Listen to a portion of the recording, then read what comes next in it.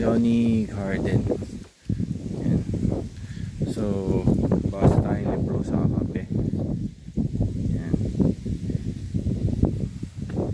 Mamaya may klase na.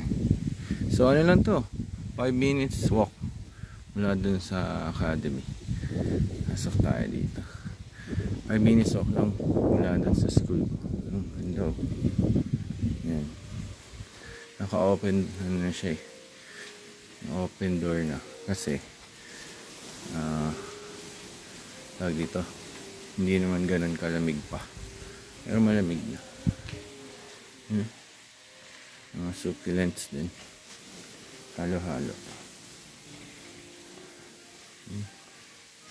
France,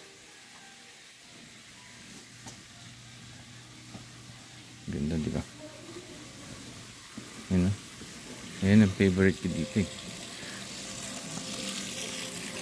Sana makausap ko yung mga administrator dito. Lagay tayo ng medaka. Lagay tayo ng medaka dyan. Pero anong gumisda eh? Ayun o, goldfish. Ano yan eh? Yung shibangkin siguro. Mahaba yung buntot. Hindi pwede medaka. Kasi mamamatay. Kakainin yan mga shibangkin.